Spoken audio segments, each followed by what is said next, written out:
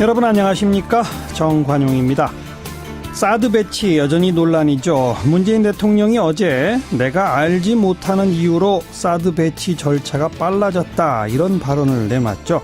오늘 국회 국방위원회에서도 이 문제로 여야 간에 설전이 벌어졌다고 하는데요. 대통령도 알지 못하는 이유로 사드 배치가 진행된 이유는 뭔지 잠시 후 국회 국방위 소속 더불어민주당 이종걸 의원의 이야기 들어보겠고요. 이번 여름 벌써 덥지만 앞으로는 더 더울 거라고 합니다. 가뭄까지 너무 심하고요. 계속 날씨가 이럴지 날씨 전문가 K웨더 기상예보센터의 반기성 센터장 만나보겠습니다.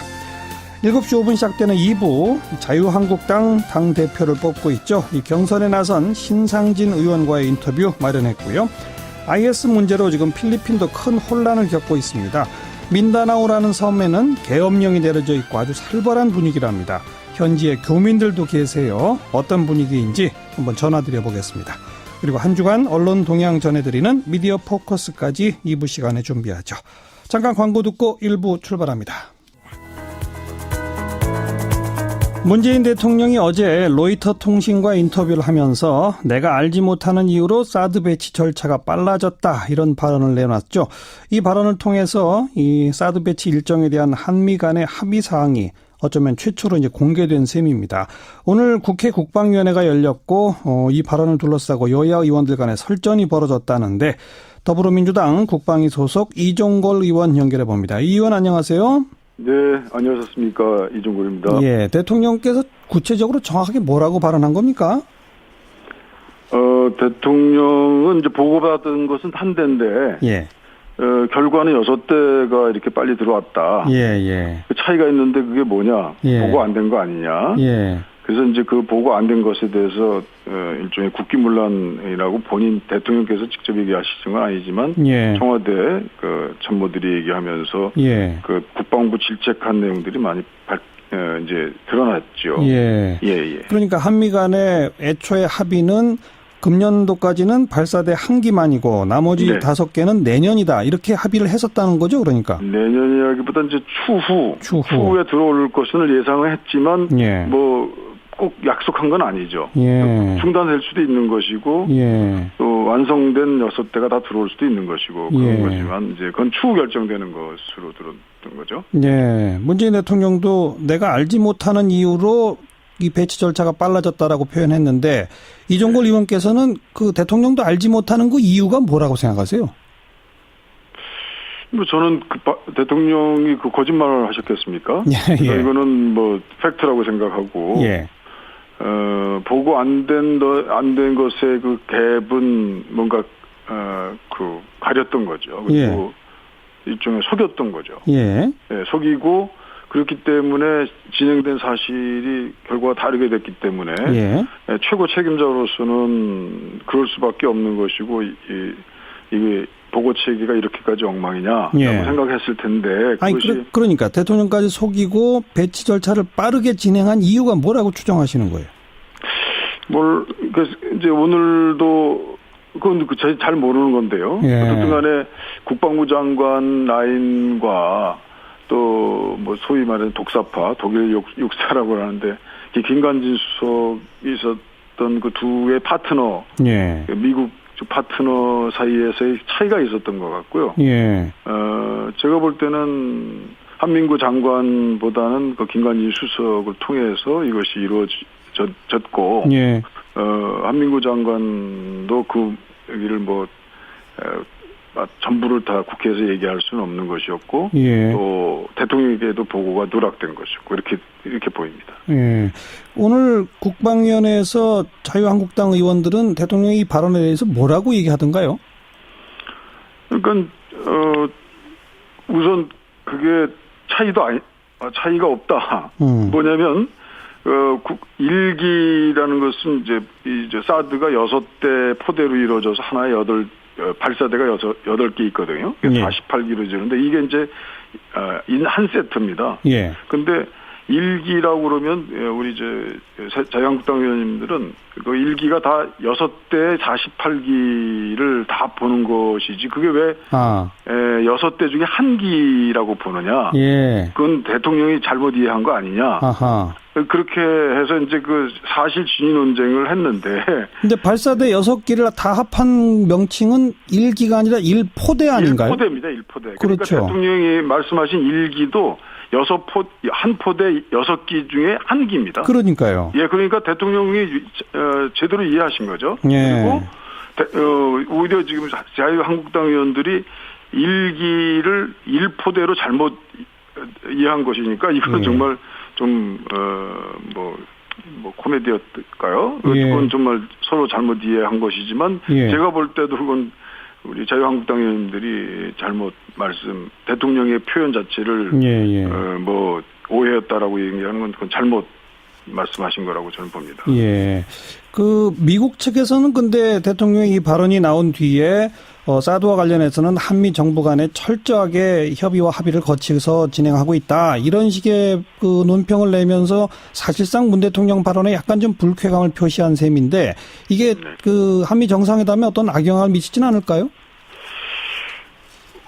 사실은 이제 사드 합의는 그 과정이 공개되고 우리에게 큰 충격을 줬고 뭐 이런 것들 떠나서 우선 오바마 대통령과 박근혜 대통령이 당사자였는데 예. 이제 현재는 그것을 이행하는 과정에서 트럼프 대통령과 문재인 대통령으로 바뀐 거죠. 그렇죠. 네. 지금부터라도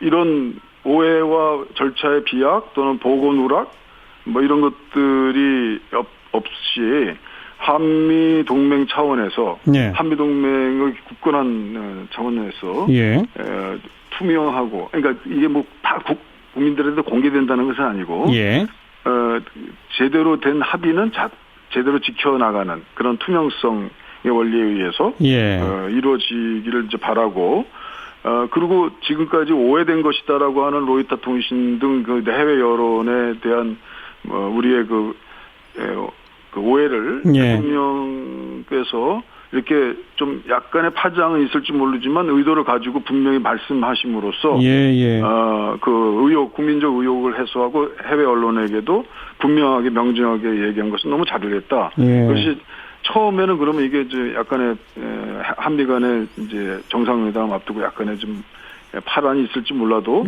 분명하게 시작한 테이블에서 같은 스타트 라인에서 얘기하는 게 훨씬 낫지 않겠느냐라는 그 변화로 저는 진행될 거라고 생각하고 있고 그래서 그 이후에 미국 측에서도 이제는 이 절차 한국 측의 사드 관련된 절차를 우리가 존중한다 이렇게 나오지 않았습니까? 그래서 저는 그 수습 과정으로 들어갔다. 수습 과정이다. 봅니다. 이제 역으로 사드를 아예 그냥 그 없었던 일로 되돌려야 한다 이렇게 생각하시는 분들은 역으로 문 대통령이 국내 절차를 밟겠다고는 하지만 그러면서 거듭 사드 배치는 되돌리지 않는다는 식의 메시지를 미국에 보내는 게 사드 배치를 그냥 기정사실화 해버리는 거 아니냐라고 또 역으로 불만을 표시하거든요.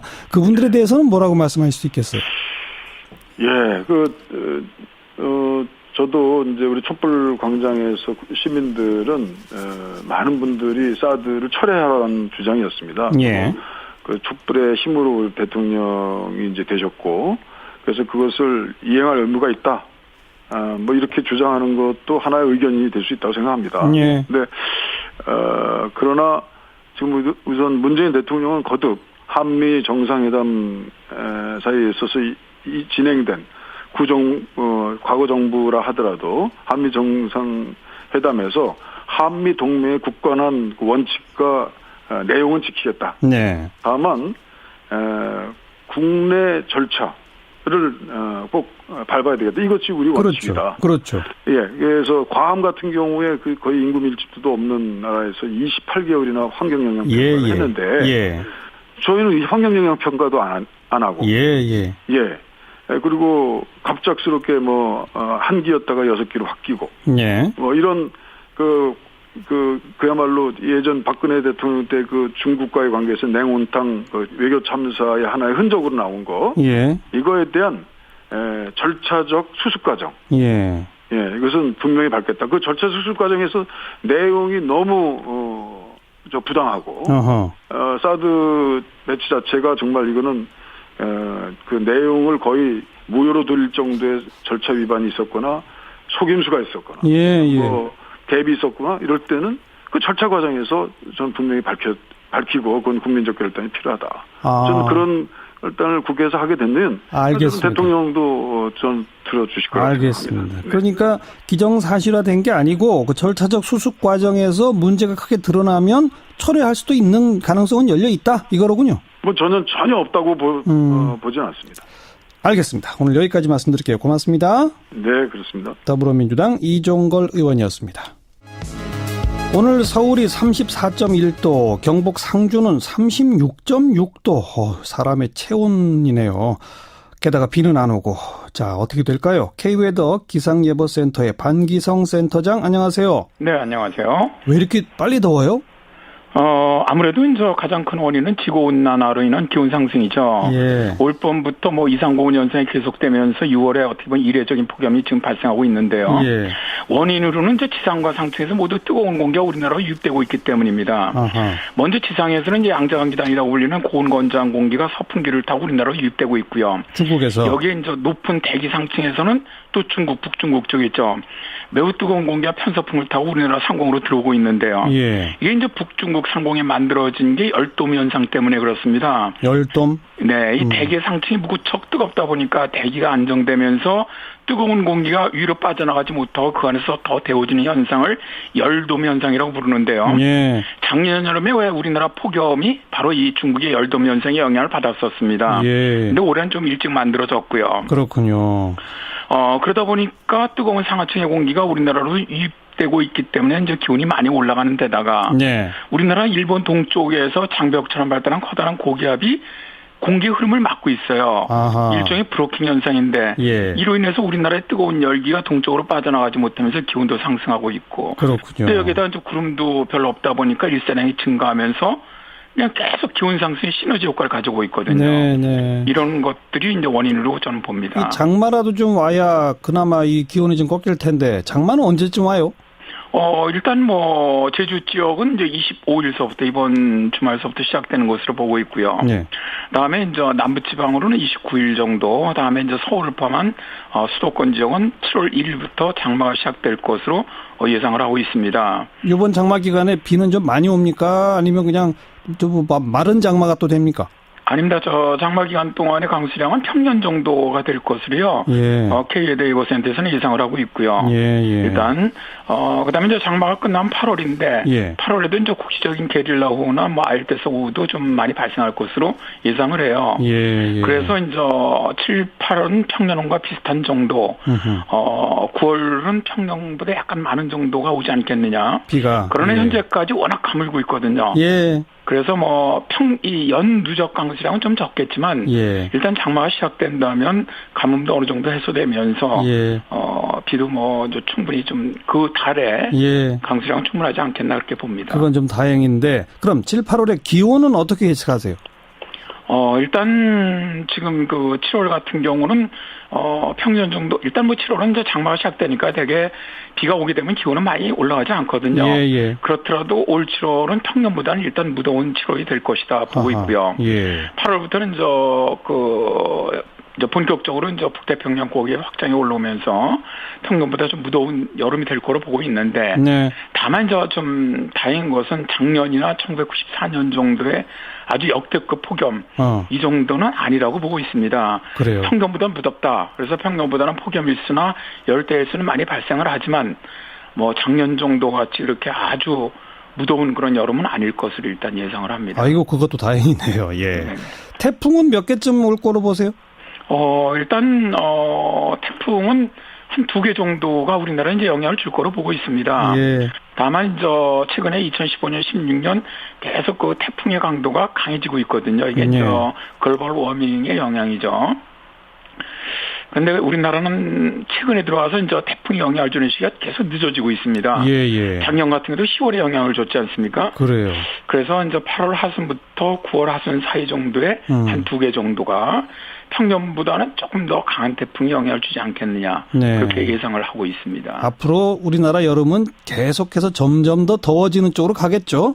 당연히 그건 거의 전 지구온난화를 위한 기온 상승의 특징이죠. 예. 그래서 지금 많은 예상들, 기후학자들 예상도 이제는 정말 전 여름이 거의 폭염이 최근에도 그 하와이 대학의 그 교수도 발표를 했지만 서울 같은 경우 온실가스가 그 배출이 계속된다면 세기 말에는 거의 그 사람이 견디기 힘든 살인적인 폭염이 연 67일 서울 정도가 발생할 것이다라고 예상을 했지 않습니까? 예. 지금 아직까지 우리나라 서울에 그런 폭염이 나타나지 않았거든요. 예. 그다음에 세계 기상기구도 2020년은 지금보다 폭염 일수가 2배, 2040년 가면 4배 정도가 더 늘어날 것이다. 네. 그러면 거의 폭염 일수가 지금 폭염특보 이상의 폭염 일수가 서울 같은 경우는 2040년 가면은 거의 여름 내내 발생한다고 봐야 되거든요. 예. 그럼 작년 폭염이 엄청 더웠는데 그보다 2배 이상 된다는 거거든요. 네. 그러니까 참 심각하다고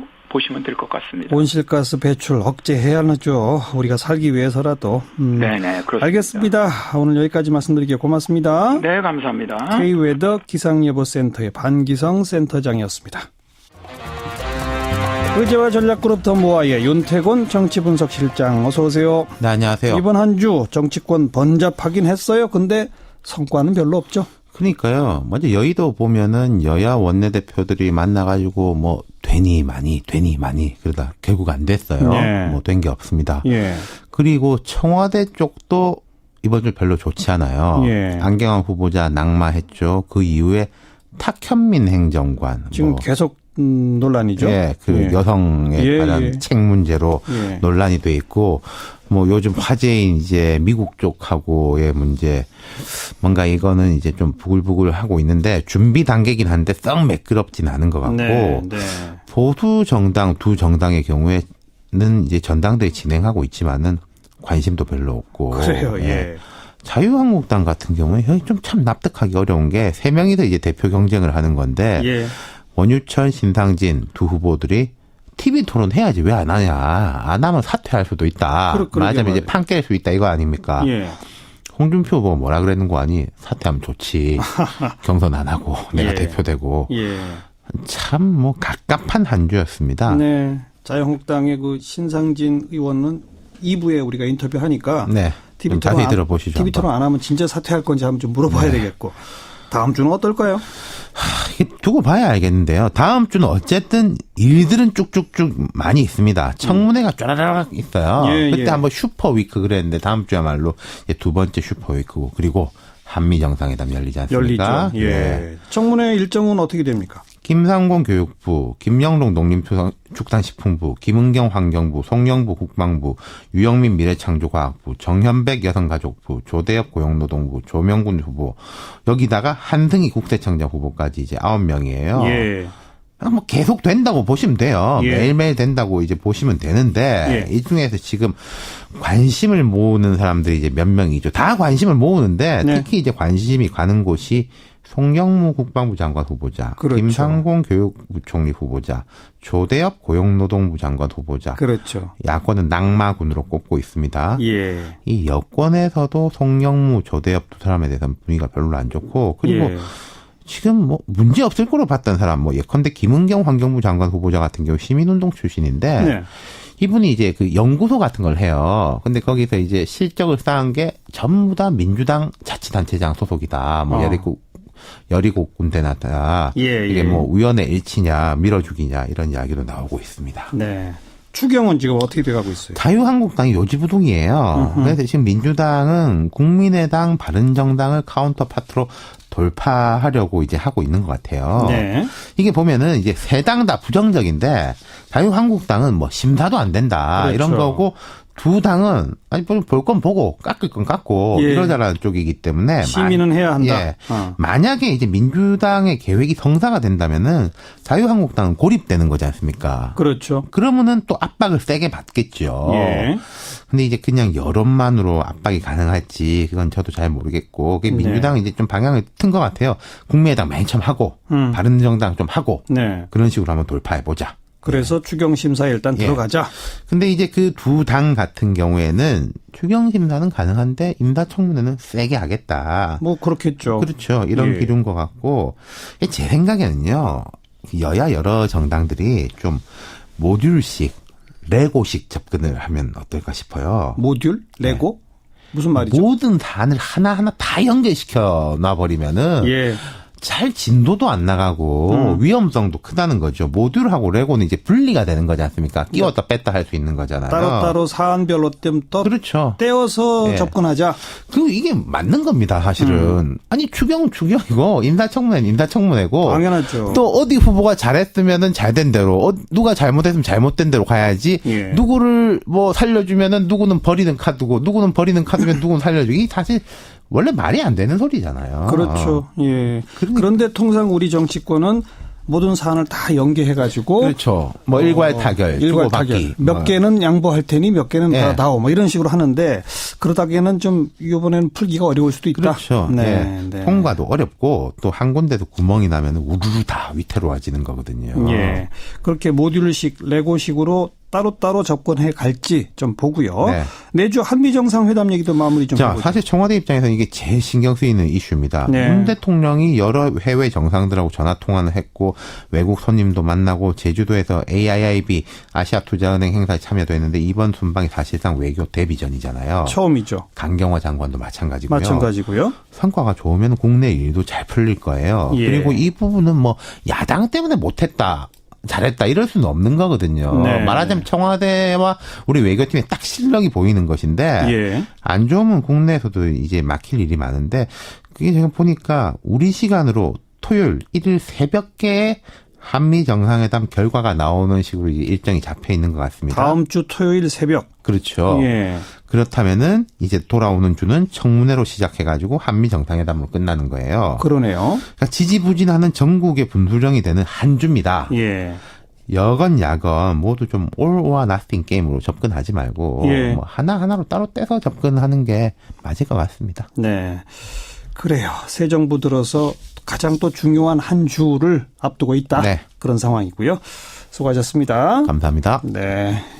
윤태곤 실장이었고요. 자, 1부 마무리 짓겠습니다. 잠깐 뉴스 들으시고 7시 5분 2부에 다시 옵니다.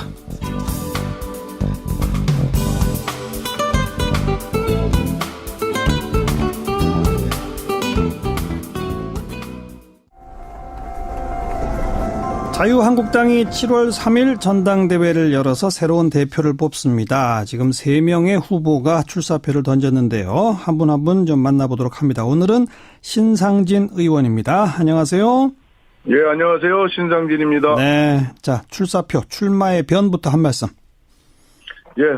지금 뭐 다 아시다시피 저희 자유한국당이 작년 그 20대 총선의 그 공천 문제로 해서 이 계파 갈등이 아주 극명하게 노출되고 그 이후에 또 반성과 또 성찰 없이 탄핵 사태 그리고 또 이번에 대선에서의 참패 이 과정을 거치면서 저희 당이 아주 그 위기를 크게 맞이하고 있죠. 어렵죠. 어렵습니다. 그리고 그런 그 근본 원인이 계파의 갈등 문제가 굉장히 심각했다고 우리 다 보고 있고요. 그래서 저는 이제 4선 국회의원을 이제 성남 중원구라는 어려운 지역에서 하고 있는데 4선까지 하고서 당이 이렇게 어려운데 출마를 안 하고 제가 당을 살리겠다는 좀 십자가 지는 그런 자세가 필요하겠다. 이런 판단이 들어서 제가 그동안 4선하면서 당내 경선에 한 번도 안 나왔어요. 그렇지만 이때 참 어렵게 결단하고 당을 바로 세우겠다는 마음에서 출마하게 됐습니다. 방금 그 계파 갈등을 지적하셨는데 그럼 자유한국당이 갖고 있는 지금 가장 큰 문제는 그 계파 문제라고 보시는 겁니까? 저는 그것이 모든 자유한국당의 지금까지 문제의 아주 그 근본적인 그 문제라고 봅니다. 그런데 지금 말씀하세요.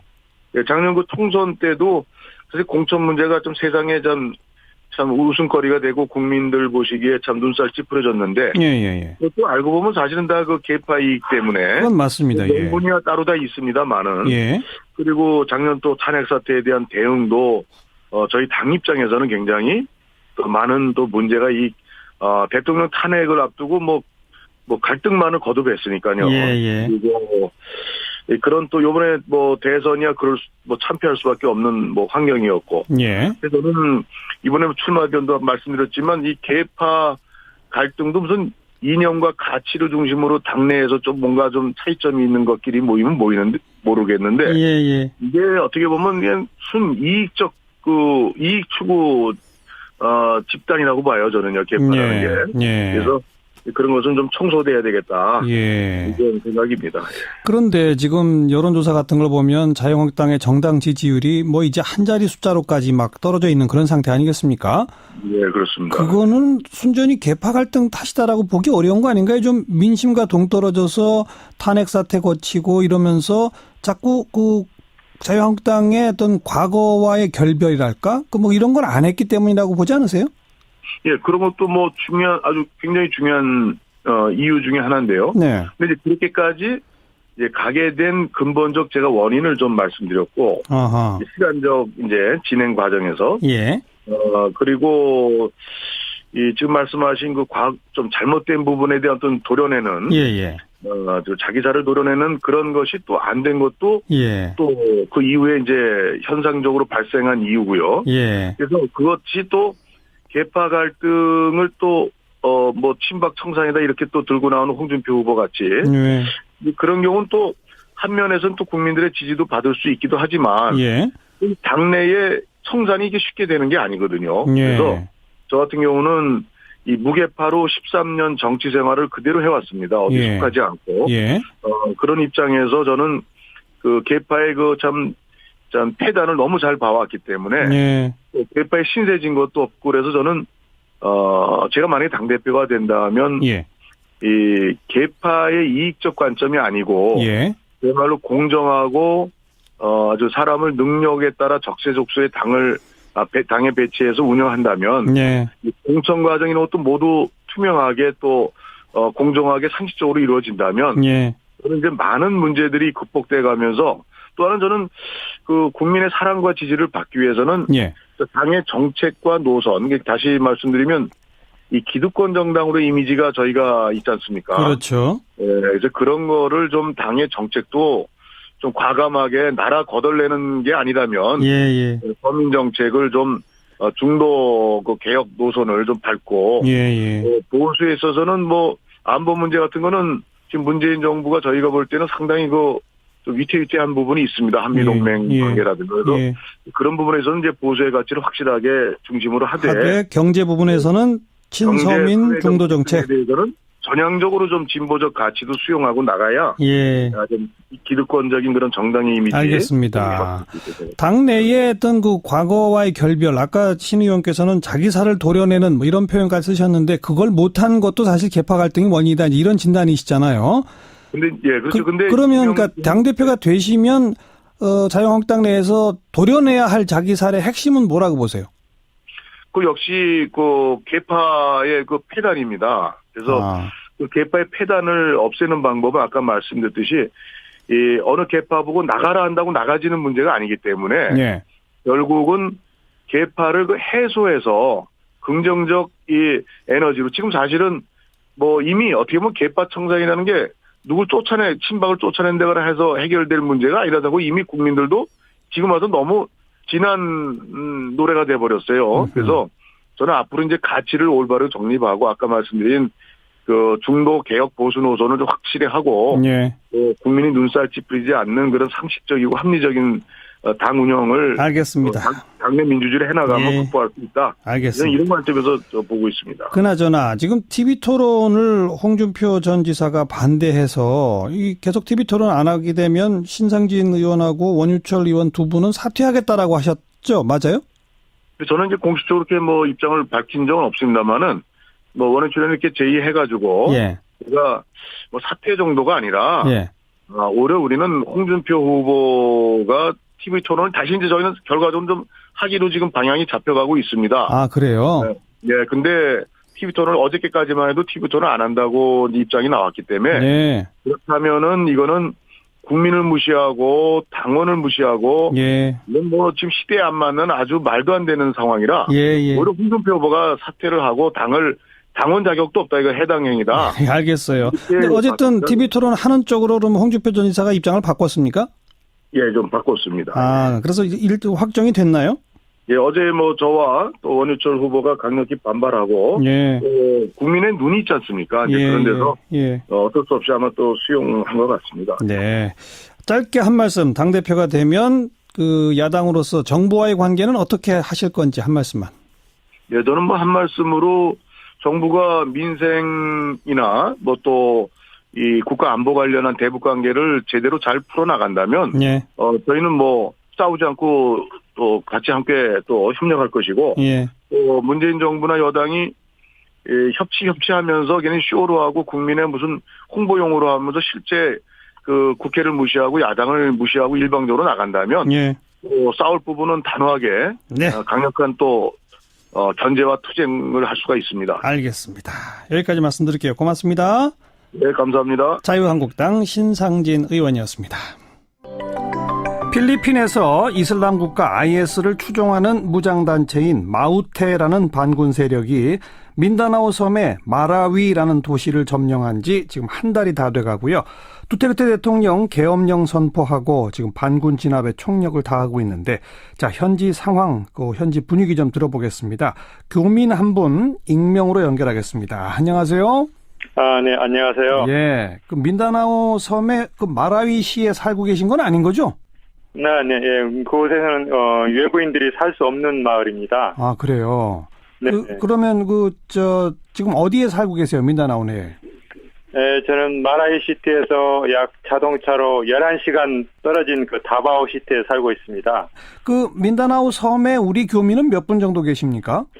민다나오 전체로 따진 것은 잘 통계내기는 쉽지 않고요. 예. 다바오시에는 많이 거주할 때 3,000명, 네. 약 1,500명으로 이렇게 예상하고 있습니다. 1,500에서 3,000. 네네. 그 마우테라는 무당단체가 점령한 마라위시에 살고 계셨던 우리 교민들은 아예 없었습니까? 네, 그중에 한두 명 계신 분이 계셨는데, 지금, 사건이 일어나기 직전에, 예. 다른 곳으로 이렇게, 일 때문에 나오셨다가, 이렇게, 지금 들어가지 못하고 있는 걸로 알고 있습니다. 아, 교민 가운데 혹시 뭐 피해를 입으신 건 아직은 없죠? 네네, 마우테하고 연결돼서 피해를 입은 교민은, 없습니다. 아직. 네. 지금 살고 계신, 그리고 뭐 한 1,500에서 3,000명 정도 계시다고 하는 그 다바오라고 하는 도시는 지금 상태가 어떻습니까? 네, 지금 민다나오 다바오를 포함한 민다나오 전체가 지금 계엄령 상태이기 때문에, 예. 그 밤의 외출을 삼가하고 모든 종교적인 활동이 밤에 있을 경우에 낮으로 다 옮겨서 하고, 예. 또 다바오 외곽 지역 안전이 경찰이나 군인에서 확보되지 않는 지역은 방문하지 말고 또 밤에 외출하지 말라는 다바오 시장의 그 공포가 있었습니다. 네.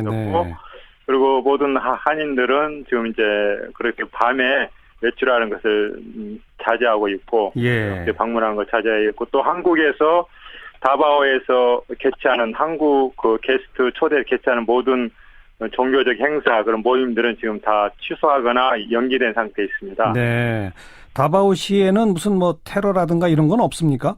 네, 지금 여기가 지금 현재 마우테 그룹과 싸우고 있는 두터테 현 필리핀 대통령의 고향이기 때문에 마우테 그 테러 그룹들이 이제 테러를 하기 위한 그 가능성이 굉장히 높아서 경계가 굉장히 좀 강화됐습니다. 네. 몇 주 전에 마우테 그 부모가 아버지가 이쪽 그룹과 함께 다바오에서 테러를 하기 위해서 자동차로 이렇게 들어오는 길목에서 예. 경찰에 검거된 사례도 있습니다. 아, 참 어쩌보자면 불안한 상황이 계속 이어지고 있는 그런 상태로군요.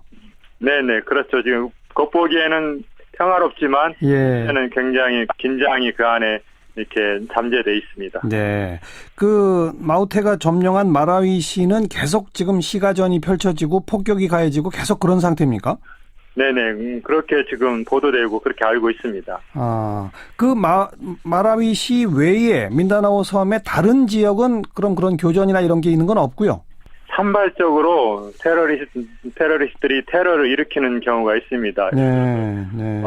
이제 필리핀의 이슬람 반군은 마오테 그룹뿐만 아니고 여러 단체가 있는데 그 중에 이제 IS에 가입한 단체는 아부사야, 그다음에 마오테, BIFF라는 그룹이 있는데 한 2, 3일 전에 BIFF 그룹이 또 이게 다바오에서 한 4시간 정도 떨어진 곳에서 그 테러를 일으킨 경우도 있습니다. 그래요. 한 달가량 벌써 됐는데 이 완전 소탕까지는 어느 정도나 더 시간이 걸릴 거라고 보세요? 저는 완전 소탕은 어려울 거라고 이렇게 관망이 됩니다. 왜냐면은 이제 마오테가 테러리스트, 일반 이슬람과 전혀 다른 테러리스트라고 이렇게 여길 수도 있지만 또 그 마오테라는 그룹은 마라나오 종족이고 마라나오 전체 종족의 아이덴티티는 이슬람인데 이제 이슬람의 신앙이 돈독해지고 강화되면 그것이 이제 이슬람 정부를 세우자는 욕구가 더 이렇게 올라가기 때문에 그러면 그쪽으로 나아가지 않고 정부와 평화적으로 나가는 기존의 이슬람 단체들로부터 독립화해서 과격한 그룹들이 또 나타나는 그런 현상들이 계속되고 있거든요. 그래서 마오테 그룹이 없어지면 또 다른 그룹이 계속 나타날 수밖에 없는 그런 이슬람 환경입니다, 지금. 그렇기 때문에 쉽게 마오테 지금 테러를 일으키고 있는 사람을 잡는다 할지라도 뽑기는 어려울 것 같습니다. 그 방금 언급하신 마오테가 바로 마라나오라고 하는 그 종족에서 나온 거라고 하셨지 않습니까? 네네. 그 마라나오 종족의 숫자가 굉장히 많아요? 광범위하게 퍼져 있습니까?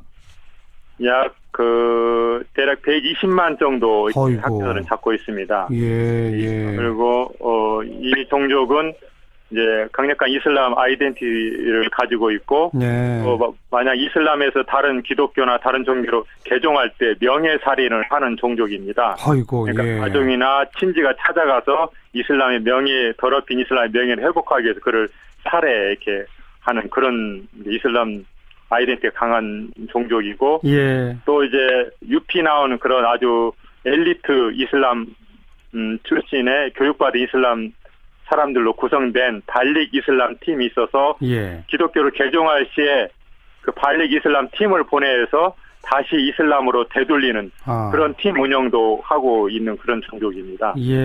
아주 강력하군요. 그렇다면 마오테 세력을 괴멸시킨다 하더라도 또 제2, 제3의 그런 세력들이 나올 것이다. 그럼 어떻게 해야 합니까? 거기서 현지에서 보시기에 무슨 방법이 없겠어요? 그러니까 종교는 기본적인 특징이 핍박하면 할수록 이게 또 이렇게 아주 내성이 강해지는 특성을 가지고 있으니까 결국에는 이슬람은 평화적으로 해석할 수 있도록 그런 장기간의 기본 휴머니즘을 강조함으로써 교육함으로써 그 이슬람 극단주의자들의 추구한 결과가 어떤 결과가 나온지에 대해서 계속적으로 이슬람 교육받은 이슬람들이 직면할 수 있도록 그런 교육이 계속 필요할 거라고 생각합니다. 장기적인 평화 구축의 노력 이거밖에 사실 답이 없다 그 말씀이신데요. 아무튼 교민분들 몸조심들 하시고 편안히 잘 계시기 바라겠습니다. 오늘 말씀 잘 들었습니다. 네네, 감사합니다. 민다나오 다바오 시에 살고 계신 현지 고민의 목소리 들어봤습니다. 오늘의 댓글입니다. 일부에서는 사드 배치에 대한 문 대통령의 발언, 오늘 국방위에서도 설전이 펼쳐졌는데요. 여당 측 이종걸 의원과 인터뷰 나눠봤습니다. 9423번님, 사드 한국을 위한 게 아니고 미국이 동북아시아에 영향력을 끼치려는 거 아닌가요? 어쩔 수 없이 사드를 배치해야 되는 것이 너무 슬픕니다. 4935번님, 독재 정치를 오래 겪어서인지 정치인들이 협치를 할 줄 모르는 게 현실인 것 같습니다. 합리적 결정을 이끌어낼 수 있는 사회적 시스템이 뭘지 생각해 봐야 합니다. 이렇게 청취자분들의 깊은 고민과 답답한 마음이 느껴지는 문자들 들어왔는데요. 이 가운데 장종호님, 종거리 형 반가워요? 이런 아주 친근한 문자도 보내주셨네요. 성이 다른 걸 보니까 친동생은 아닌 것 같습니다. 그리고 벌써부터 폭염과 가뭄 걱정 많이 하고 있습니다. 지금도 너무 덥죠. 올여름은 또 얼마나 더울지 방기성 센터장과 인터뷰했는데요. 김지효님을 비롯해서 많은 분들이 인공비라도 뿌렸으면 좋겠습니다. 심지어 집중호우가 그립다 이런 문자까지 왔네요. 더위도 그렇지만 가뭄 때문에 농민들이 너무너무 힘든 요즘입니다. 근데 안희환님 문자도 좀 눈에 띕니다. 평년이라고 하는 거는 과거 30년을 말하는 거죠. 지난 30년보다 작년과 비교를 해주셔야 하지 않을까요? 하고 물으셨는데요. 기상예보할 때의 평년은 과거 30년의 평균값을 말하는 게 맞습니다. 워낙 기후 조건과 환경이 빨리 변하다 보니까 이런 의견 주신 것 같네요. 역시 불금엔 시사자키죠. 남은 코너 더 이어가 보겠습니다. 지금까지 오늘의 댓글이었습니다.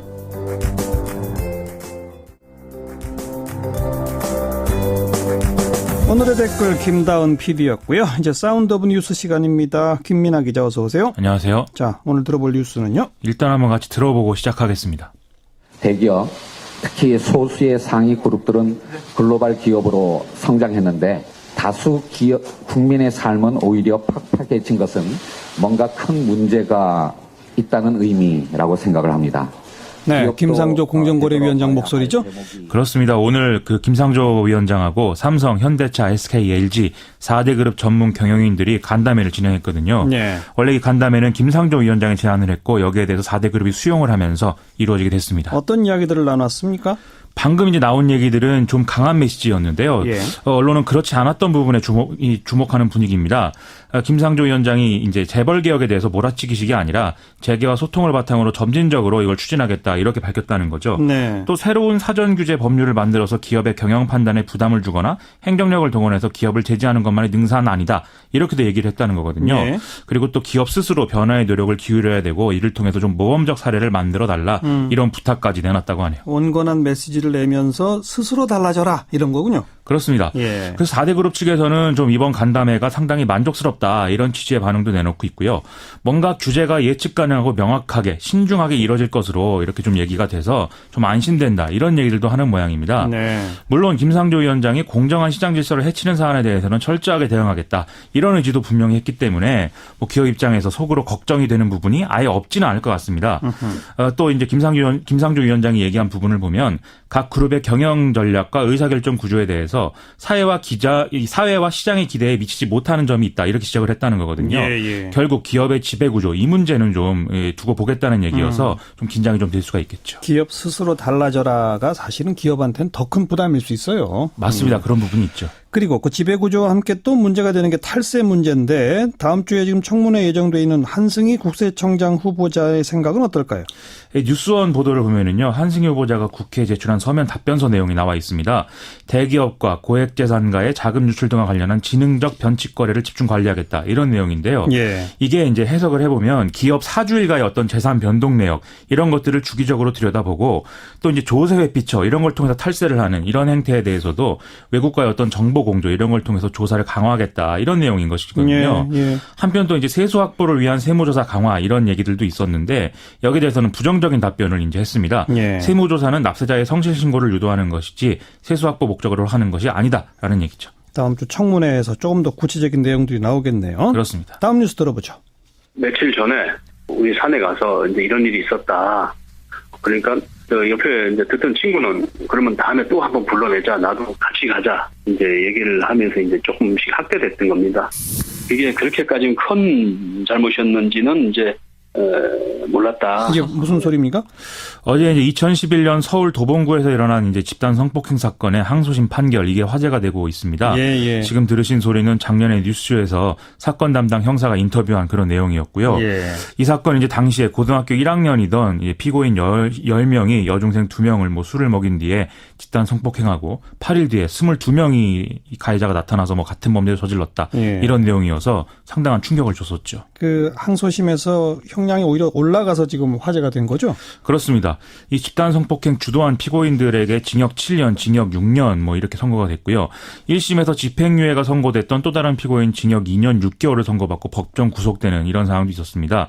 이외에 또 한 명은 집행유예를 선고받았고 나머지 5명은 증거 부족으로 원심과 같이 무죄가 선고되는 이런 판결 내용이었는데요. 예. 또 유죄 선고받은 모든 사람들에게 80시간 이상의 성폭력 치료 프로그램 이수, 그리고 집행유예 받은 이들에게는 200시간 이상의 사회봉사가 또 부과되기도 했습니다. 예. 담당 판사가 범행 당시 청소년이었다는 점이 양형에 고려됐다라면서 당시 성인이었다면 훨씬 무거운 형을 선고해야 한다라고 지적을 해서 또 이것도 화제가 됐는데요. 예. 그런데 또 이 선고 내용에 대해서 피고인 가족들이 반발하면이 이것도 논란이 커지고 있는 것이죠. 가족들은 어떤 이유로 반발하는 겁니까?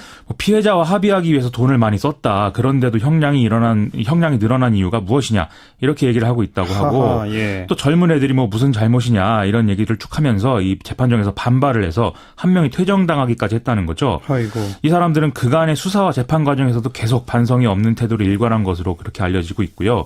그렇기 때문에 성범죄에 대한 우리 사회의 왜곡된 시각, 이게 아직도 잘못된 부분이 많다는 점이 이번에 또 드러난 것이다. 이런 평가들이 나오고 있습니다. 그러네요. 자, 다음 뉴스 들어보죠. 국토는 국민의 집입니다. 그리고 아파트는 돈이 아니라 집입니다. 돈을 위해 서민과 신수요자들이 집을 갖지 못하도록 주택시장을 어지럽히는 일이 더 이상 생겨서는 안 됩니다. 네, 김현미 국토교통부 장관 목소리죠?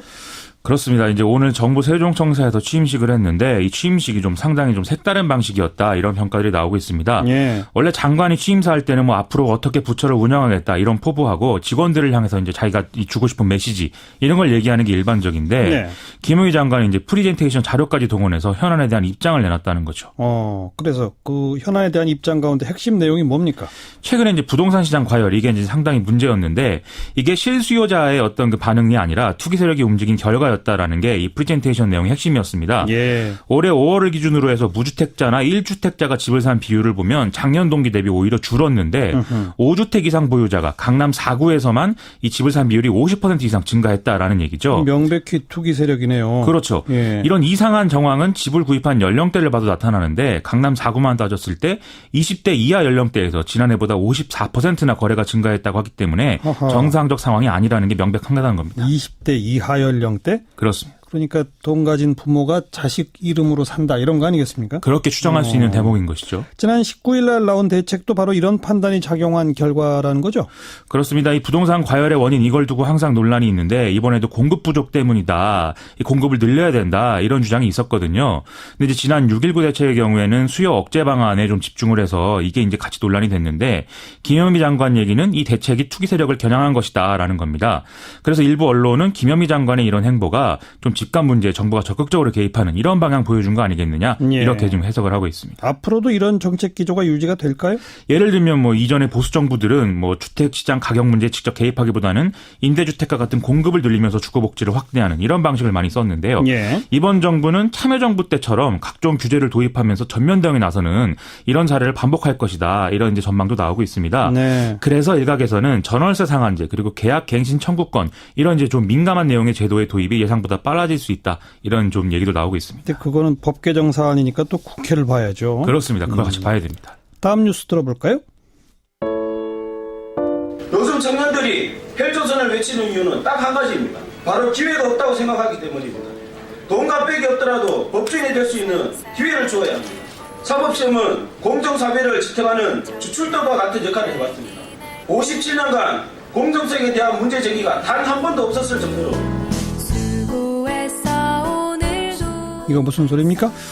사법시험 존치를 위한 고시생 모임 이 대표가 지난 1월에 이제 성명서를 낭독하는 그런 소리였는데요. 예. 내일까지 이제 59회 사시 제2차 시험이 치러지는데 이게 사실상 마지막 시험이 되기 때문에 예. 뭐 이거에 대한 좀 관심이 좀 집중되고 있는 상황입니다. 그렇죠. 지금 이제 사법시험 내용을 뭐 보면은 경쟁률이 한 3.92대 1 정도라는데 네. 이게 전보다는 좀 낮아졌거든요. 예. 그런데 이 사시에 대한 어떤 신규 진입자는 지금 거의 없는 상태고요. 이게 마지막 시험이기 때문에 유예자, 기존에 이제 시험을 준비하던 이런 사람들이 여기에 대부분 있어서 좀 경쟁 자체는 치열할 것으로 예상된다. 이렇게 보여지고 있습니다. 네. 2차 시험 결과는 10월 12일 날 발표가 되고요. 면접 시험인 3차 전형 이거는 11월 1일부터 이틀 동안 진행이 된다고 합니다. 예, 로스쿨을 도입하면서 사법시험은 이제 줄여가다가 폐지한다. 그 그렇죠. 정책으로 이제 마지막 사법시험이라는 거 아니겠습니까? 그렇습니다. 하지만 로스쿨에 대한 논란, 사법시험 다시 존치시켜야 한다는 논란은 여전한 거죠? 그렇죠. 방금 들으신 대로 사법시험의 존치를 주장하는 쪽에서는 로스쿨 제도보다 이 사법시험이 공정하다라고 주장하고 있습니다.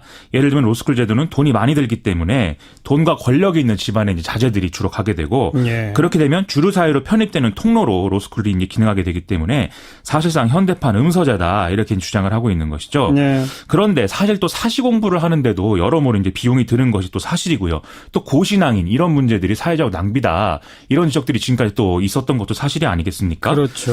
그리고 또 일단 국가가 사법시험을 폐지하기로 이제 전격적으로 결정을 한 상태고 이미 또 로스쿨 제도가 자리를 쭉 잡아가고 있기 때문에 예. 다시 제도를 되돌리는 것은 쉽지 않을 것이다 이런 얘기들이 또 현실적으로 또 있는 게 사실입니다. 예. 또 어떤 지금의 어떤 법학 교육의 어떤 그런 제도적인 특성 이런 걸 봤을 때 이 사실을 대비하는 이런 이제 교육 방식보다는 로스쿨을 도입해서 더 이제 그 어떤 법학의 전문적인 내용을 배울 수 있다 이런 반론도 있는 게 사실이고요. 예. 그래서 타협책으로 현행 로스쿨 제도의 좀 비합리적인 부분을 손을 봐서 애초에 취지를 제대로 살리는 것 이거에 좀 방법이 없겠느냐 이런 얘기가 있는 게 또 현실이거든요. 예. 그래서 앞으로는 그런 방향으로 이 논의가 좀 진행되지 않을까 그런 예감을 좀 해보는 상황입니다. 현대판 음서제라는 비판 아까 지적했습니다마는 로스쿨의 일정 인원은 장학금을 반드시 주도록 하는 이런 정책이 있긴 있잖아요. 그렇습니다. 그걸 조금 더 확대하는 방향으로 가면 뭐 어느 정도 보완이 되는 거 아니겠습니까? 그것도 하나의 방법으로 좀 고려해 볼 수 있을 것 같고요. 이 여러 문제를 같이 해결해야 되는데 갈 길이 아직 먼 것은 확실한 것 같습니다. 네, 수고하셨습니다. 고맙습니다. 김민아 기자였습니다.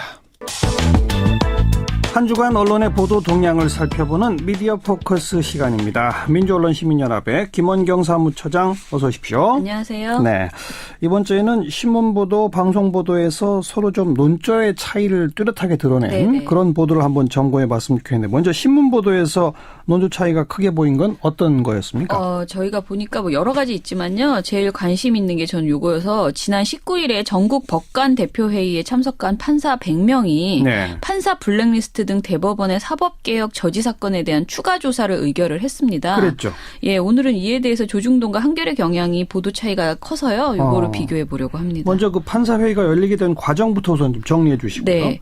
판사 블랙리스트 사건은 지난 2월에 법원 내 최대 학술단체인 국제인권법연구회가 학술 행사를 준비했다고 합니다. 예. 그런데 법원 행정처가 일선 법관에게 이 행사 축소를 지시했는데요. 법원이 이 지시를 거부한 법원 행정처의 심의관을 심의관의 인사발령을 취소하면서 촉발되었습니다. 예, 예. 논란이 커지자 이인복 전 대법관이 이끄는 법원 진상조사위원회가 꾸려졌고요. 그런데 이 조사 과정에서 더 큰 일이 발생을 했습니다. 그러니까 대법원이 판사들의 성향과 동향을 파악한 이른바 사법부 블랙리스트를 만들어서 관리해온 정황이 드러난 것이죠. 네.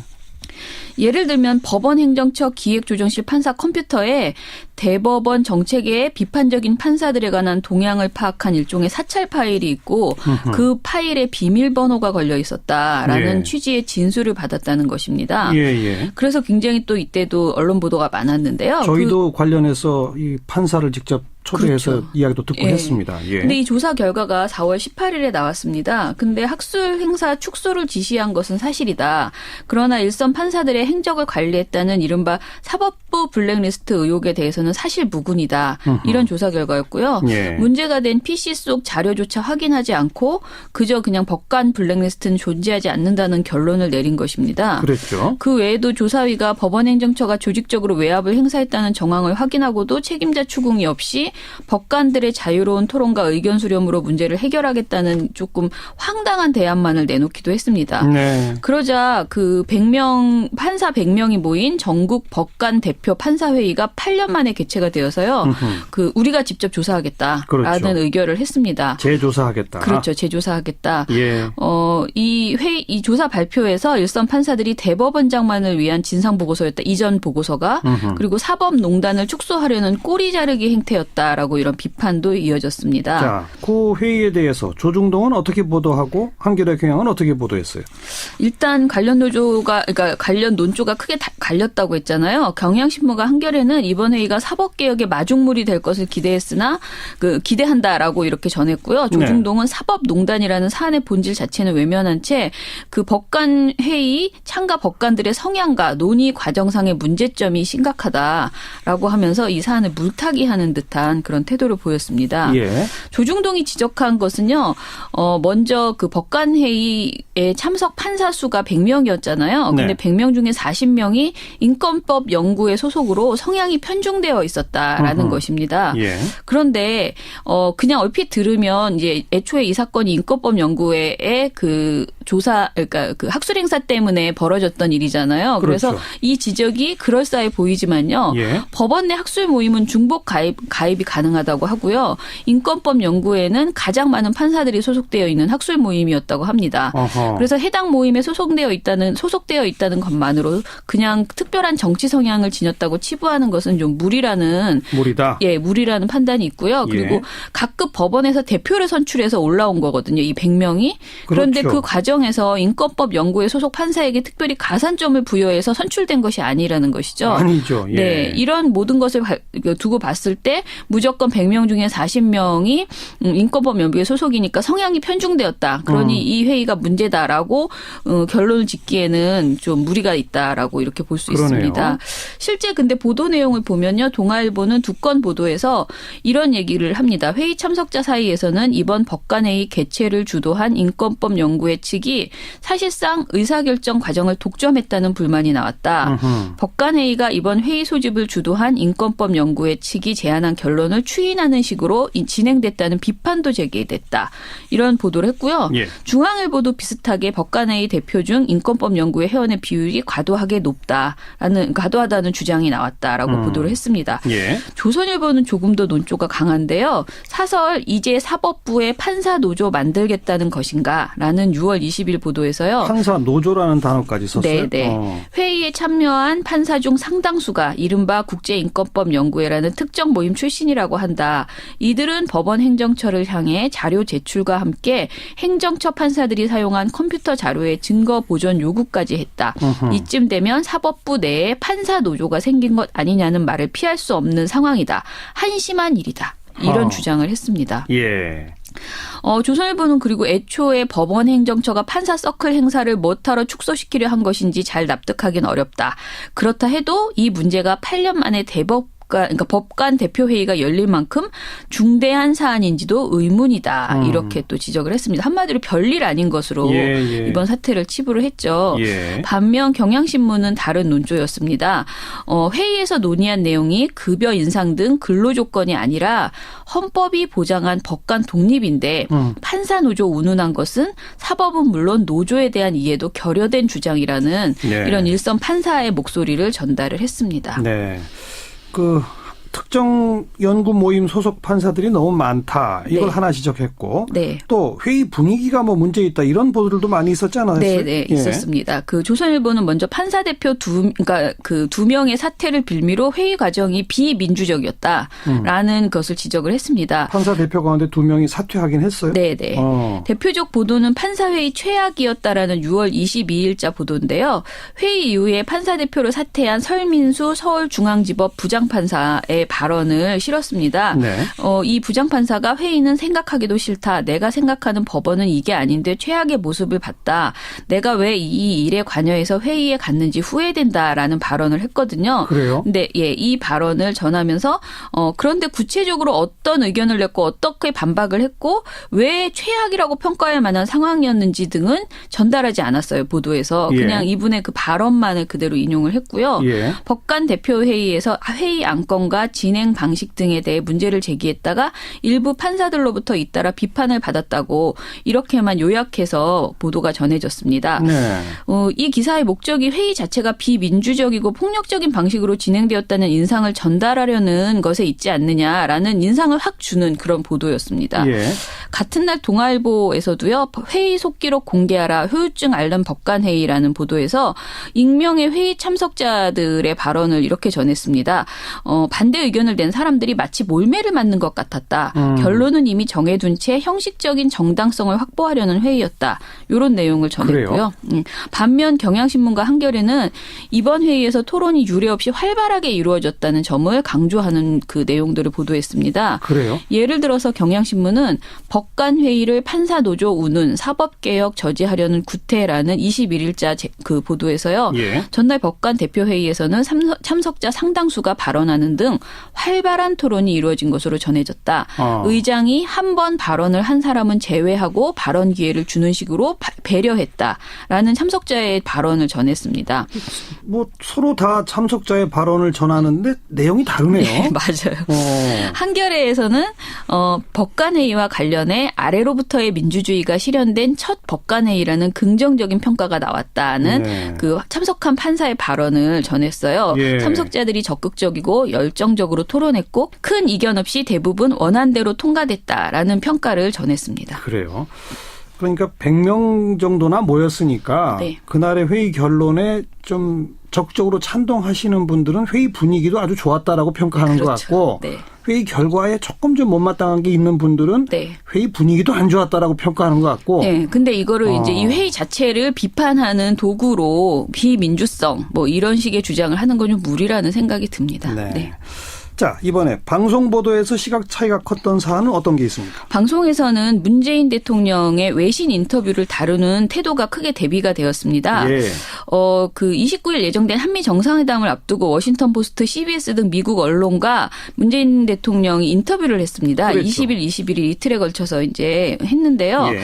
이 사안을 문재인 대통령이 어떻게 그 발언했는지 자체를 먼저 아까처럼 정리를 하고 보도를 비교를 해보는 게 좋겠어요. 예. 문재인 대통령의 주요 발언으로 꼽히는 것은 환경영향평가 실시가 사드 배치 합의의 취소나 회철회를 의도하는 것은 아니다라고 그렇죠. 발언했고요. 예. 한미연합훈련 축소는 문정인 특보 사견이다라고 맞습니다. 발언했습니다. 예. 이런 발언은 한미 정상회담을 앞두고 워싱턴의 오해를 불식시키려는 의도라고 해석되고 있습니다. 네. 그리고 1단계는 동결, 다음 단계는 폐기라는 북핵 2단계 해법도 주목을 받고 있습니다. 그렇죠. 전시작전 통제권 환수 의지, 남북 문제 한국 역할론 발언도 화두로 꼽히고 있습니다. 네.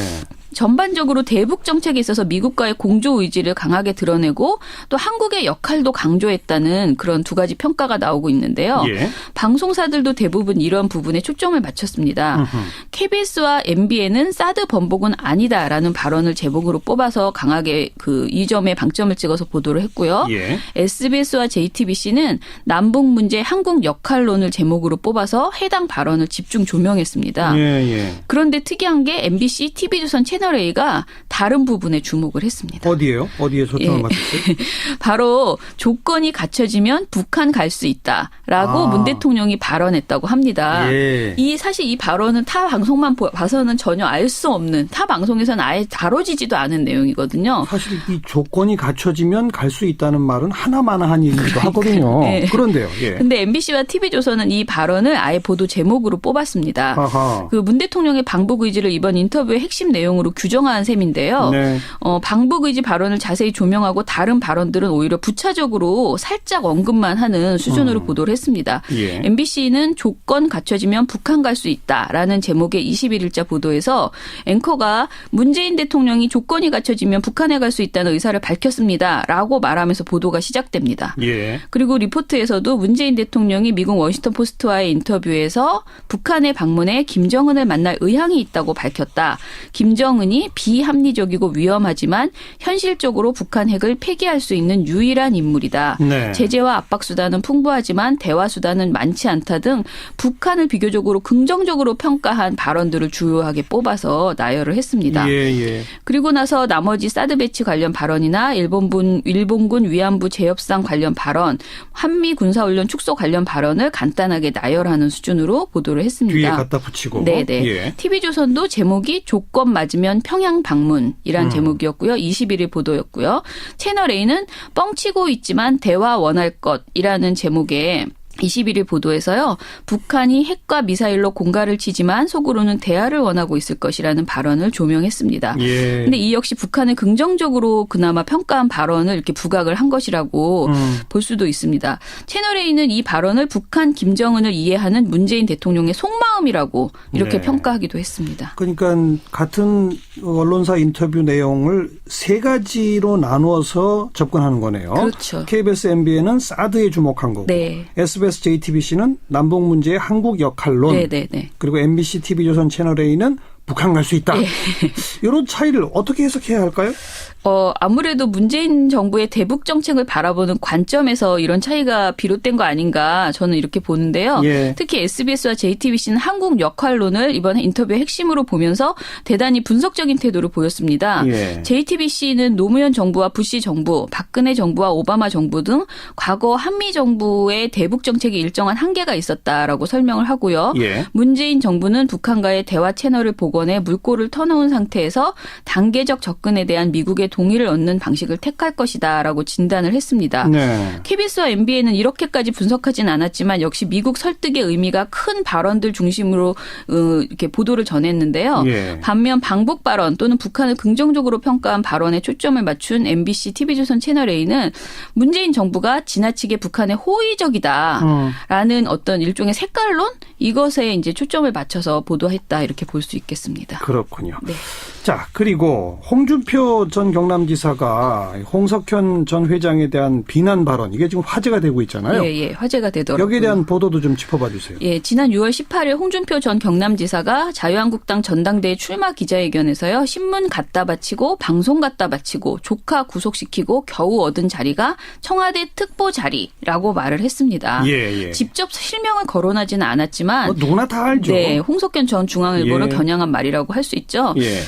중앙미디어 네트워크는 22일 보도자료를 내고 신문과 방송 조카 구속 청와대 특보라는 일련의 표현과 문맥을 보면 이것은 중앙일보, JTBC, 홍석현 전 회장을 말하는 것이 명백하다라고 밝히면서 그 발언은 결국 홍석현 전 회장이 중앙일보, JTBC가 특정인이나 세력에 유리하도록 보도하도록 하고 조카인 이재용 삼성전자 부회장 구속에 영향을 미쳐서 특보 자리를 얻었다는 것을 의미한다. 이렇게 지적을 했습니다. 그러면서 청와대의 통일 외교안보 특보 지명 발표는 홍석현 전 회장과 사전 협의 없이 이루어졌으며 홍석현 전 회장은 특보직을 수락한 사실도 활동한 사실도 일절 없기 때문에 중앙일보와 JTBC를 갖다 바치는 방법으로 특보 자리를 얻었다는 취지의 주장은 전제부터 거짓이다. 그래서 검찰에 명예훼손죄로 고소까지 했잖아요. 지금 고소까지 한 그런 상태입니다. 다른 언론들은 어떻게들 보도하나요? 사실은 대부분의 언론이 굉장히 간단하게 단신으로 전했습니다. 그냥 이런 발언에 대해 검찰 고소했다. 이렇게. 방송사들은 다 그렇게 간단하게 전했고요.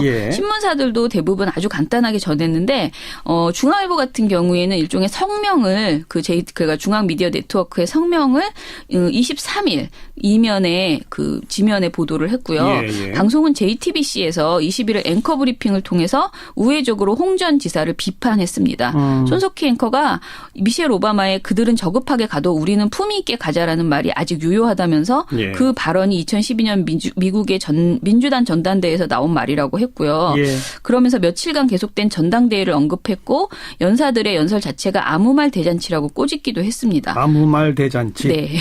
홍 전 지사를 직접 언급하지는 않았지만 다시 인용해서 말하기도 민망한 수준이다. 뇌에서 필터링을 거치지 않고 막 내던지는 말이다 등의 강도 높은 비판을 했습니다. 결국 당사자인 중앙일보랑 JTBC는 따끔하게 반격하는 보도들이 있었고 나머지는 그냥 간략한 단신. 간단하게 전했습니다. 어떻게 수사가 진행될까요? 한번 지켜봅시다.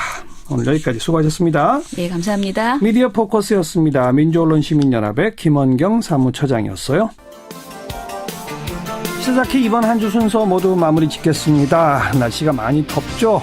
건강 유의하시고 좋은 주말 보내시고요. 저는 다음 주 월요일 다시 인사드립니다. 안녕히 계십시오.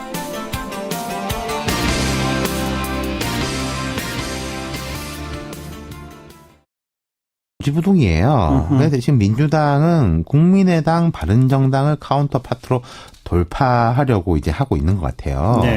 이게 보면은 이제 세 당 다 부정적인데 자유한국당은 뭐 심사도 안 된다 이런 거고 두 당은 아니 볼 건 보고 깎을 건 깎고 예. 이러자라는 쪽이기 때문에 시민은 해야 한다. 예.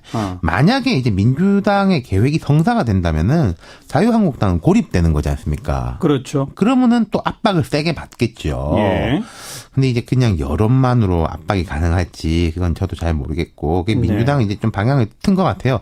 국민의당 맨 처음 하고 바른정당 좀 하고 그런 식으로 한번 돌파해 보자. 그래서 추경심사에 일단 들어가자.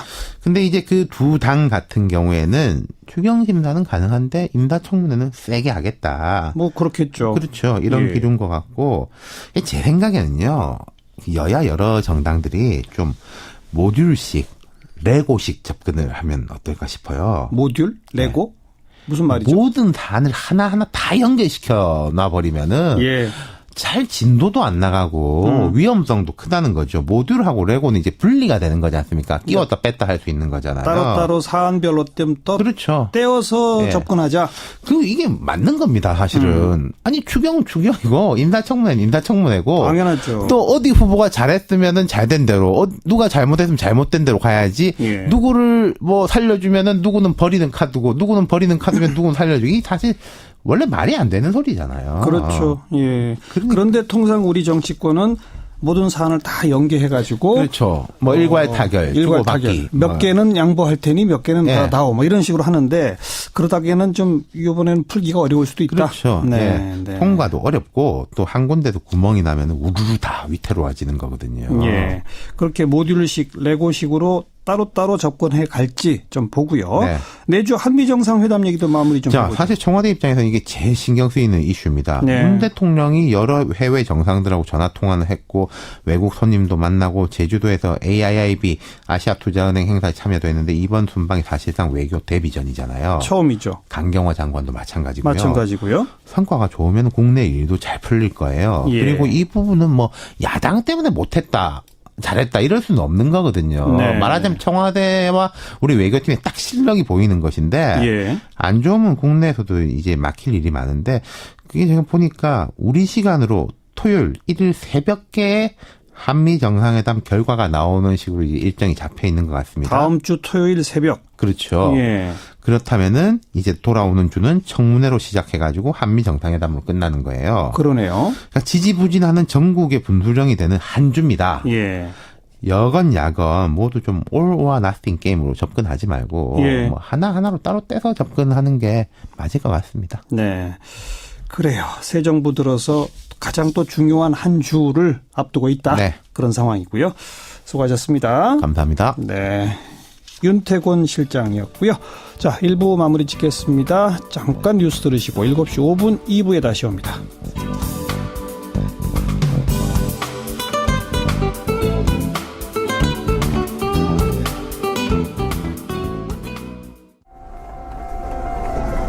자유한국당이 7월 3일 전당대회를 열어서 새로운 대표를 뽑습니다. 지금 3명의 후보가 출사표를 던졌는데요. 한 분 한 분 좀 만나보도록 합니다. 오늘은 신상진 의원입니다. 안녕하세요. 예, 안녕하세요. 신상진입니다. 네. 자, 출사표, 출마의 변부터 한 말씀. 예, 지금 뭐 다 아시다시피 저희 자유한국당이 작년 그 20대 총선의 그 공천 문제로 해서 이 계파 갈등이 아주 극명하게 노출되고 그 이후에 또 반성과 또 성찰 없이 탄핵 사태 그리고 또 이번에 대선에서의 참패 이 과정을 거치면서 저희 당이 아주 그 위기를 크게 맞이하고 있죠. 어렵죠. 예, 어렵습니다. 그리고 그런 그 근본 원인이 계파의 갈등 문제가 굉장히 심각했다고 우리 다 보고 있고요. 그래서 저는 이제 4선 국회의원을 이제 성남 중원구라는 어려운 지역에서 하고 있는데 4선까지 하고서 당이 이렇게 어려운데 출마를 안 하고 제가 당을 살리겠다는 좀 십자가 지는 그런 자세가 여러분 안녕하십니까? 정관용입니다. 사드 배치 여전히 논란이죠. 문재인 대통령이 어제 내가 알지 못하는 이유로 사드 배치 절차가 빨라졌다 이런 발언을 내놨죠. 오늘 국회 국방위원회에서도 이 문제로 여야 간에 설전이 벌어졌다고 하는데요. 대통령도 알지 못하는 이유로 사드 배치가 진행된 이유는 뭔지 잠시 후 국회 국방위 소속 더불어민주당 이종걸 의원의 이야기 들어보겠고요. 이번 여름 벌써 덥지만 앞으로는 더 더울 거라고 합니다. 가뭄까지 너무 심하고요. 계속 날씨가 이럴지 날씨 전문가 K-웨더 기상예보센터의 반기성 센터장 만나보겠습니다. 7시 5분 시작되는 2부 자유한국당 당대표를 뽑고 있죠. 이 경선에 나선 신상진 의원과의 인터뷰 마련했고요. IS 문제로 지금 필리핀도 큰 혼란을 겪고 있습니다. 민다나오라는 섬에는 계엄령이 내려져 있고 아주 살벌한 분위기랍니다. 현지에 교민들도 계세요. 어떤 분위기인지 한번 전화드려 보겠습니다. 그리고 한 주간 언론 동향 전해드리는 미디어 포커스까지 2부 시간에 준비하죠. 잠깐 광고 듣고 1부 출발합니다. 문재인 대통령이 어제 로이터 통신과 인터뷰를 하면서 내가 알지 못하는 이유로 사드 배치 절차가 빨라졌다 이런 발언을 내놨죠. 이 발언을 통해서 이 사드 배치 일정에 대한 한미 간의 합의 사항이 어쩌면 최초로 이제 공개된 셈입니다. 오늘 국회 국방위원회가 열렸고 이 발언을 둘러싸고 여야 의원들 간에 설전이 벌어졌다는데 더불어민주당 국방위 소속 이종걸 의원 연결해 봅니다. 이 의원 안녕하세요. 네, 안녕하셨습니까. 이종걸입니다. 예, 대통령께서 구체적으로 정확하게 뭐라고 발언한 겁니까? 대통령은 이제 보고받은 것은 한 대인데, 예. 결과는 6대가 이렇게 빨리 들어왔다. 예. 그 차이가 있는데 그게 뭐냐? 예. 보고 안 된 거 아니냐? 예. 그래서 이제 그 보고 안 된 것에 대해서 일종의 국기문란이라고 본인 대통령께서 직접 얘기하시는 건 아니지만 예. 청와대 그 참모들이 얘기하면서 예. 그 국방부 질책한 내용들이 많이 이제 드러났죠. 예. 그러니까 한미 간의 애초에 합의는 금년도까지는 발사대 1기만이고 나머지 네. 5개는 내년이다. 이렇게 합의를 했었다는 거죠, 그러니까. 내년이라기보다 이제 추후에 들어올 것을 예상을 했지만 예. 뭐 꼭 약속한 건 아니죠. 예. 중단될 수도 있는 것이고 예. 또 완성된 6대가 다 들어올 수도 있는 것이고 그런 예. 거지만 이제 그건 추후 결정되는 것으로 들었던 거죠. 네, 문재인 대통령도 내가 알지 못하는 이유로 이 배치 절차가 빨라졌다라고 표현했는데 이종걸 의원께서는 그 대통령도 알지 못하는 그 이유가 뭐라고 생각하세요?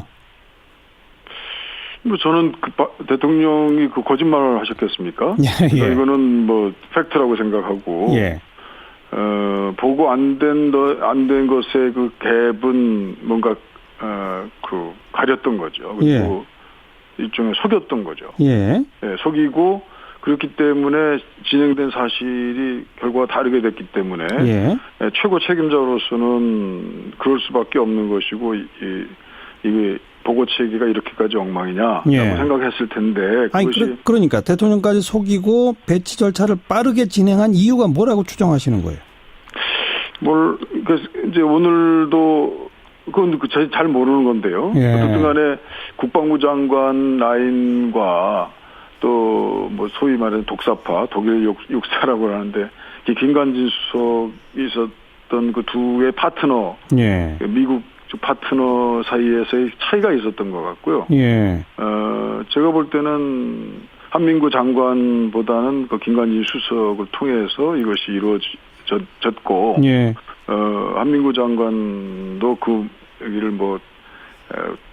전부를 다 국회에서 얘기할 수는 없는 것이었고, 또 대통령에게도 보고가 누락된 것이었고, 이렇게 보입니다.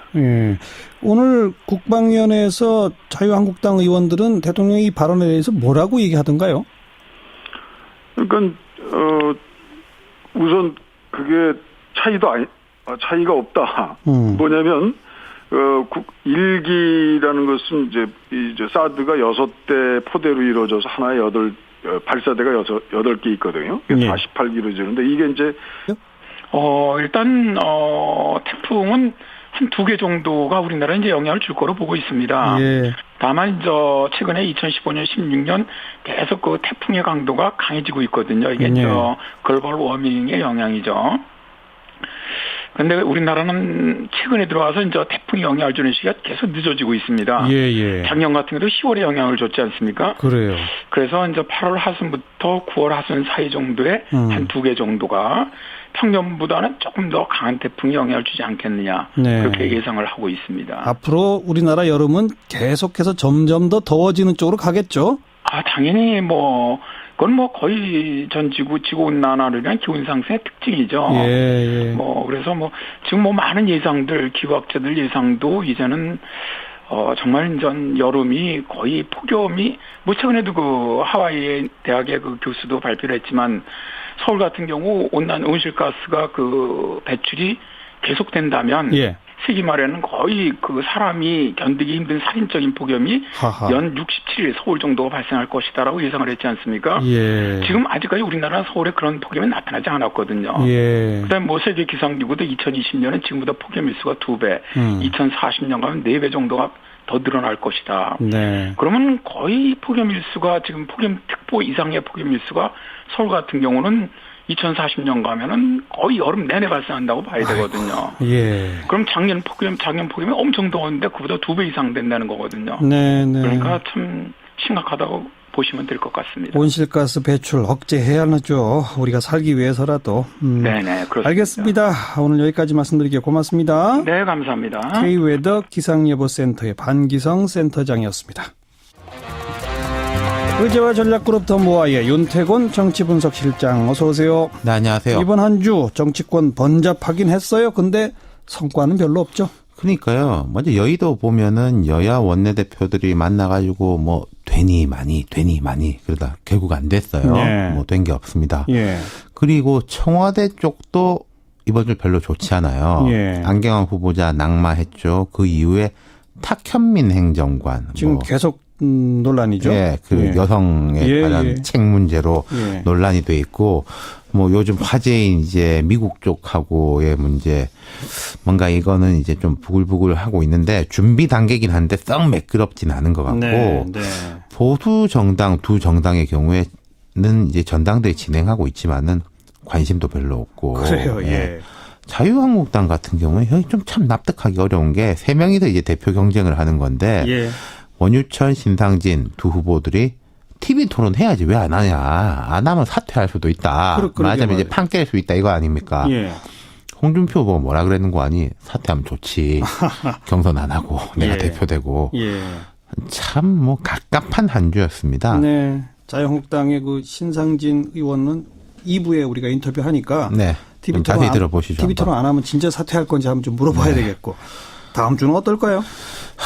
두고 봐야 알겠는데요. 다음 주는 어쨌든 일들은 쭉쭉쭉 많이 있습니다. 청문회가 쫘라락 있어요. 그때 한번 슈퍼위크 그랬는데 다음 주야말로 두 번째 슈퍼위크고, 그리고 한미 정상회담 열리지 않습니까? 열리죠. 청문회 일정은 어떻게 됩니까? 김상곤 교육부, 김영록 농림축산식품부, 김은경 환경부, 송영부 국방부, 유영민 미래창조과학부, 정현백 여성가족부, 조대엽 고용노동부, 조명군 후보, 여기다가 한승희 국세청장 후보까지 이제 9명이에요.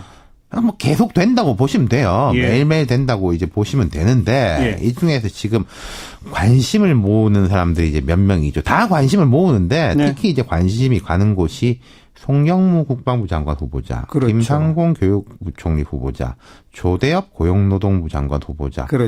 야권은 낙마군으로 꼽고 있습니다. 이 여권에서도 송영무, 조대엽 두 사람에 대해서는 분위기가 별로 안 좋고, 그리고 지금 문제 없을 거로 봤던 사람, 예컨대 김은경 환경부 장관 후보자 같은 경우 시민운동 출신인데, 이분이 이제 그 연구소 같은 걸 해요. 근데 거기서 이제 실적을 쌓은 게 전부 다 민주당 자치단체장 소속이다.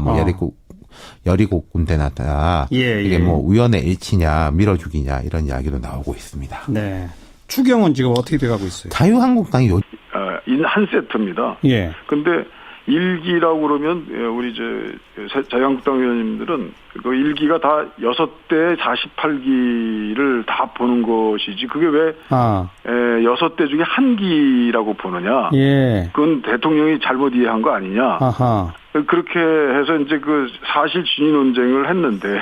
근데 발사대 6기를 다 합한 명칭은 1기가 아니라 1포대 아닌가요? 1포대입니다. 1포대. 그러니까 대통령이 말씀하신 1기도 한 포대 6기 중에 한 기입니다. 그러니까요. 그러니까 대통령이 제대로 이해하신 거죠. 그리고 오히려 지금 자유한국당 의원들이 1기를 1포대로 잘못 이해한 것이니까 이건 정말 좀 코미디였을까요? 그건 정말 서로 잘못 이해한 것이지만 제가 볼 때도 그건 우리 자유한국당 의원님들이 잘못 대통령의 표현 자체를 뭐 오해였다라고 얘기하는 건 그건 잘못 말씀하신 거라고 저는 봅니다. 예.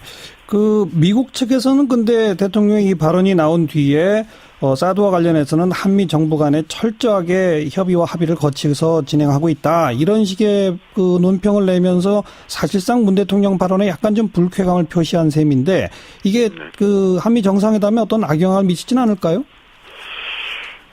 그 사실은 이제 사드 합의는 그 과정이 공개되고 우리에게 큰 충격을 줬고 뭐 이런 것들 떠나서 우선 오바마 대통령과 박근혜 대통령이 당사자였는데 이제 현재는 그것을 이행하는 과정에서 트럼프 대통령과 문재인 대통령으로 바뀐 거죠. 그렇죠. 네.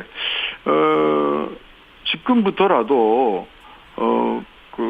이런 오해와 절차의 비약 또는 보고 누락 뭐 이런 것들이 없이 한미 동맹 차원에서 한미 동맹의 굳건한 차원에서 투명하고 그러니까 이게 뭐 다 국민들한테 공개된다는 것은 아니고 제대로 된 합의는 제대로 지켜나가는 그런 투명성의 원리에 의해서 이루어지기를 이제 바라고 그리고 지금까지 오해된 것이다라고 하는 로이터 통신 등 그 해외 여론에 대한 우리의 그 오해를 대통령께서 이렇게 좀 약간의 파장은 있을지 모르지만 의도를 가지고 분명히 말씀하심으로써 그 의혹, 국민적 의혹을 해소하고 해외 언론에게도 분명하게 명정하게 얘기한 것은 너무 잘을 했다. 그것이 처음에는 그러면 이게 이제 약간의 한미 간의 이제 정상회담 앞두고 약간의 좀 파란이 있을지 몰라도 분명하게 시작한 테이블에서 같은 스타트 라인에서 얘기하는 게 훨씬 낫지 않겠느냐라는 그 변화로 저는 진행될 거라고 생각하고 있고 그래서 그 이후에 미국 측에서도 이제는 이 절차 한국 측의 사드 관련된 절차를 우리가 존중한다 이렇게 나오지 않았습니까? 그래서 저는 그 수습 과정으로 들어갔다. 수습 과정이다. 봅니다. 이제 역으로 사드를 아예 그냥 그 없었던 일로 되돌려야 한다 이렇게 생각하시는 분들은 역으로 문 대통령이 국내 절차를 밟겠다고는 하지만 그러면서 거듭 사드 배치는 되돌리지 않는다는 식의 메시지를 미국에 보내는 게 사드 배치를 그냥 기정사실화 해버리는 거 아니냐라고 또 역으로 불만을 표시하거든요. 그분들에 대해서는 뭐라고 말씀하실 수 있겠어요? 저도 이제 우리 촛불 광장에서 시민들은 많은 분들이 사드를 철회하라는 주장이었습니다. 그 촛불의 힘으로 대통령이 이제 되셨고 그래서 그것을 이행할 의무가 있다. 뭐 이렇게 주장하는 것도 하나의 의견이 될 수 있다고 생각합니다. 근데 그러나 지금 우선 문재인 대통령은 거듭 한미 정상회담 사이에 있어서 이 진행된 과거 정부라 하더라도 한미 정상회담에서 한미 동맹의 굳건한 원칙과 내용은 지키겠다.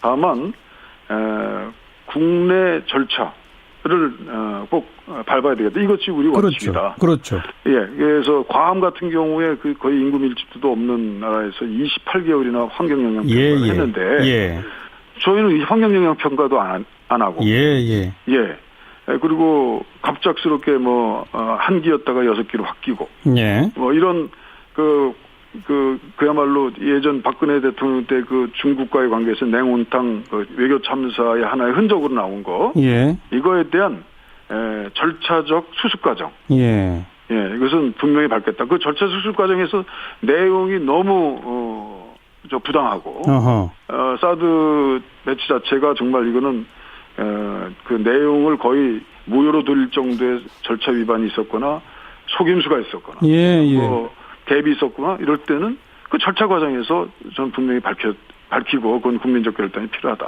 저는 그런 결단을 국회에서 하게 되면 대통령도 전 들어주실 거라고 생각합니다. 그러니까 기정사실화된 게 아니고 그 절차적 수습 과정에서 문제가 크게 드러나면 철회할 수도 있는 가능성은 열려 있다 이거로군요. 뭐 저는 전혀 없다고 보진 않습니다. 알겠습니다. 오늘 여기까지 말씀드릴게요. 고맙습니다. 네, 그렇습니다. 더불어민주당 이종걸 의원이었습니다. 오늘 서울이 34.1도, 경북 상주는 36.6도. 사람의 체온이네요. 게다가 비는 안 오고. 자, 어떻게 될까요? K웨더 기상예보센터의 반기성 센터장, 안녕하세요. 네, 안녕하세요. 왜 이렇게 빨리 더워요? 아무래도 이제 가장 큰 원인은 지구온난화로 인한 기온 상승이죠. 예. 올 봄부터 이상고온 현상이 계속되면서 6월에 어떻게 보면 이례적인 폭염이 지금 발생하고 있는데요. 예. 원인으로는 이제 지상과 상층에서 모두 뜨거운 공기가 우리나라로 유입되고 있기 때문입니다. 아하. 먼저 지상에서는 이제 양자강기단이라고 불리는 고온 건조한 공기가 서풍기를 타고 우리나라로 유입되고 있고요. 중국에서. 여기에 이제 높은 대기 상층에서는 또 중국, 북중국 쪽에 있죠.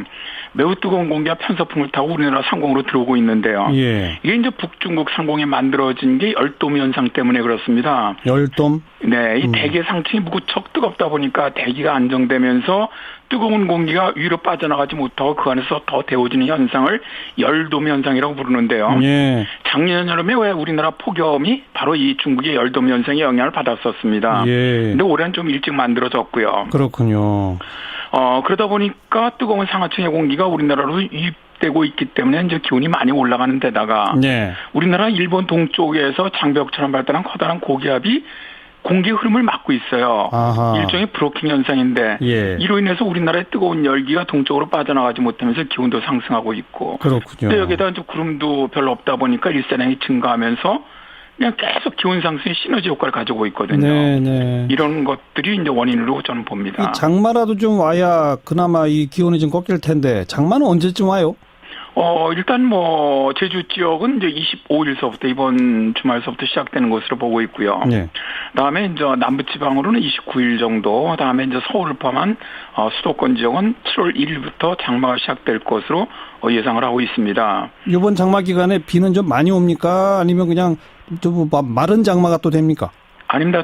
장마 기간 동안의 강수량은 평년 정도가 될 것으로요. 예. K웨더 예보센터에서는 예상을 하고 있고요. 예. 일단 그다음에 이제 장마가 끝나면 8월인데 예. 8월에도 이제 국지적인 게릴라호우나 아열대성 호우도 좀 많이 발생할 것으로 예상을 해요. 예. 그래서 이제 7, 8월은 평년온과 비슷한 정도. 9월은 평년보다 약간 많은 정도가 오지 않겠느냐. 비가. 그러나 예. 현재까지 워낙 가물고 있거든요. 예. 그래서 이 연 누적 강수량은 좀 적겠지만 예. 일단 장마가 시작된다면 가뭄도 어느 정도 해소되면서 예. 비도 충분히 좀 그 달에 예. 강수량은 충분하지 않겠나 그렇게 봅니다. 그건 좀 다행인데 그럼 7, 8월에 기온은 어떻게 예측하세요? 일단 지금 7월 같은 경우는 평년 정도 일단 7월은 이제 장마가 시작되니까 되게 비가 오게 되면 기온은 많이 올라가지 않거든요. 예. 그렇더라도 올 7월은 평년보다는 일단 무더운 7월이 될 것이다 보고 있고요. 예. 8월부터는 이제 본격적으로 이제 북태평양 고기의 확장이 올라오면서 평년보다 좀 무더운 여름이 될 거로 보고 있는데 네. 다만 좀 다행인 것은 작년이나 1994년 정도의 아주 역대급 폭염 이 정도는 아니라고 보고 있습니다. 그래요. 평년보다 무덥다. 그래서 평년보다는 폭염일수나 열대일수는 많이 발생을 하지만 작년 정도 같이 이렇게 아주 무더운 그런 여름은 아닐 것으로 일단 예상을 합니다. 아이고 그것도 다행이네요. 예. 네. 태풍은 몇 개쯤 올 거로 보세요?